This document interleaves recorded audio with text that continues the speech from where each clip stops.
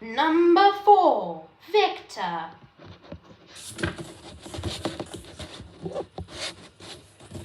This is a story about Victor, a shiny red engine who runs the Sodor Steamworks.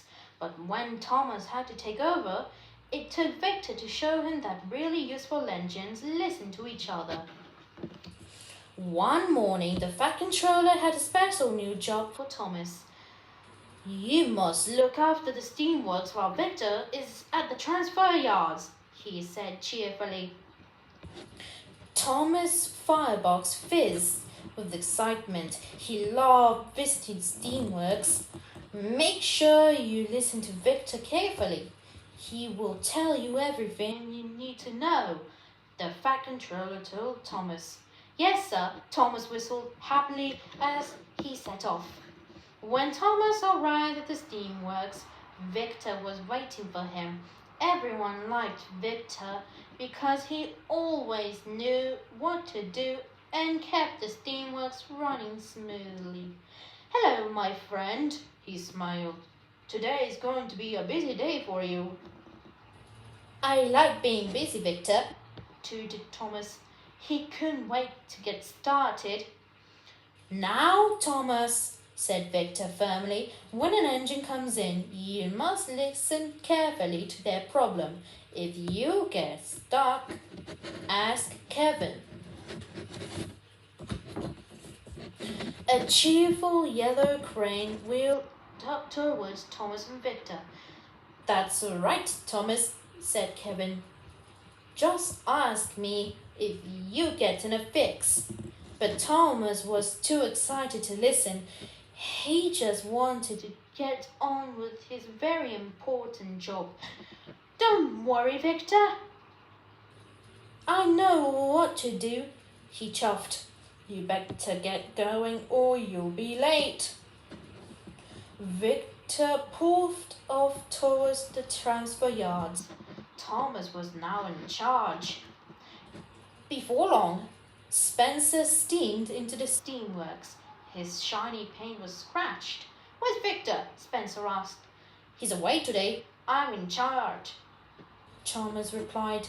I'll check you from whistle to wheels. Kevin was worried. Thomas, Spencer only needs a new coat of paint, he said. But Thomas wasn't listening to Kevin. After all, he was in charge. Put Spencer up on the hoist, Kevin, he said bossily before puffing away. A few moments later, Henry arrived at the steamworks. He was spluttering and stuttering, wheezing and sneezing. He was surprised to see Thomas instead of Victor. Victor is away today. I'm in charge, said Thomas. I know what's wrong. You've been given the wrong coal, Henry. Oh no, Thomas, I have my special coal. The problem is, Henry wheezed. But Thomas wasn't listening. After all, he was in charge. He asked Kevin to fetch Henry's coal. Next, James puffed into the steamworks. His funnel was blocked with straw and twigs. Where's Victor? He puffed slowly. He's away today. I'm in charge, said Thomas. What you need is a new funnel, James. Oh no, Thomas, James began. But Thomas wasn't listening. He was in charge. Kevin, find a spare funnel, please, he tooted. Thomas looked around the busy steamworks and felt very proud indeed. Poor Kevin wheeled his way, and that with worry. He wanted to help, but Thomas had given the little crane too many jobs to do. Then there was trouble. As Kevin reversed with Henry's coal, he bumped the control panel and sent Spencer shuddering into the air. Heaving hooks, Kevin cried. He dropped the coal in surprise, and black dust flew everywhere. The engines couldn't see a thing. Henry biffed into James, and James blew the biggest puff of steam he had ever blown. Soon the gleaming steelworks was covered with soot, twigs, and straw. Thomas heard a voice through the dark clouds of dust. "Sizzling Sodor! What was happened to my beautiful steamworks?" said the voice. It was Victor. He had arrived back early from the transfer yards. Thomas looked at Victor, then at the mess and muddle around him. "I'm sorry, Victor. This is all my fault," Thomas said.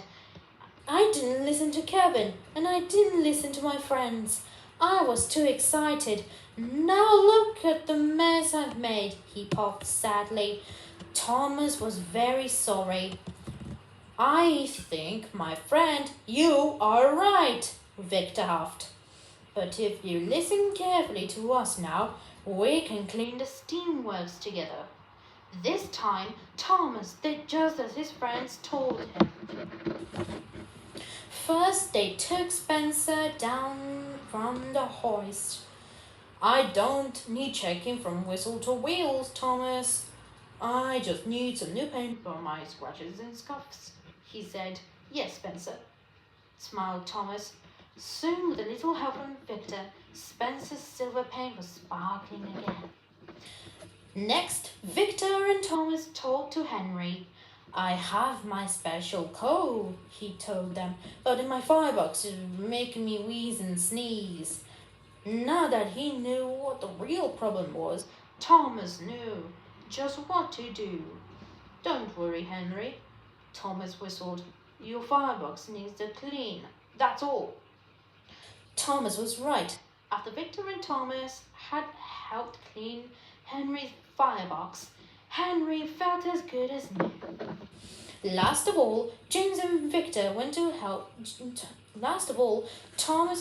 went to help James. "I don't need a new funnel," James said. "I just need my old funnel cleaned and polished." And before long, James was shining from fender to footplate. Now all of the engines were ready to be useful and steamworks was clean again. Thomas promised that the next time he visited the steamworks, he would listen to what Victor told him.